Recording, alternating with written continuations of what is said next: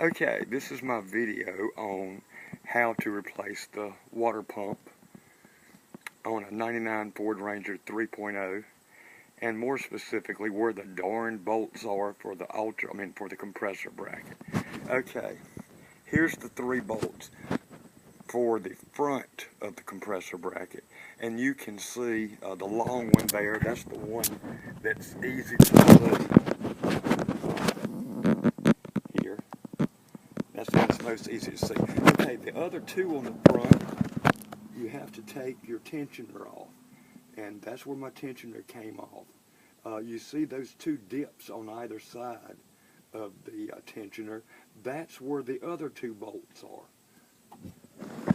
So, the one bolt you can see is this one, and the other 2 are at a triangle kind of below it, and they are, once you take the tensioner off, there's 2 little, you can see 2 little dips on each side of it.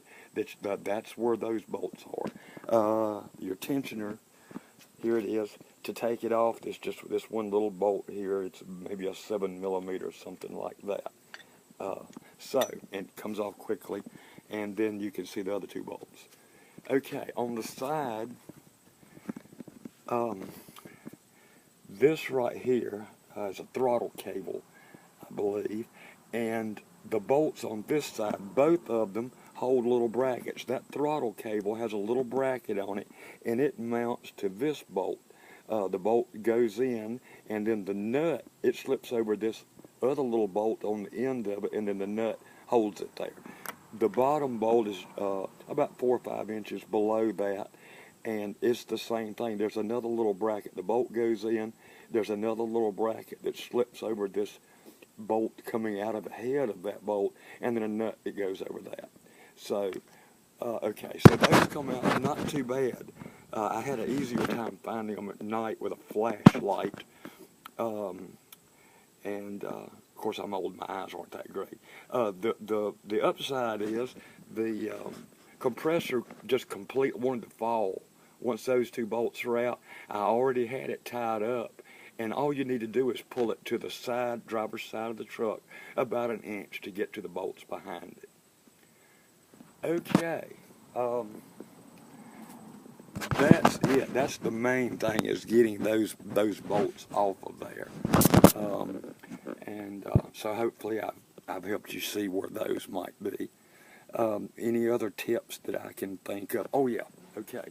That darn fan clutch. This is the tool that you get, and you wonder how in the world is that supposed to fit? Well, that's the way it works right there. Now, I took my pulley, my fan pulley all the way off, but you don't have to. If you loosen the pulley up, you can slip this wrench I rented from AutoZone behind the pulley down across the bolts, and that will hold your water pump. And then you put another wrench on the shaft of the fan clutch and turn it clockwise to take it off. The other tool that came with this was too large to fit my old fan clutch. It does fit the new fan clutch that I bought. So I just put some channel locks on some vice grips on the fan clutch shaft, and was able to loosen it pretty easily once I got this thing on. Okay, guys, that's about all the tips I have for you today. And hopefully this thing doesn't seem too bad once I found the bolts and understood the fan clutch. This is Don and Don's awesome 99 Ranger. Over and out.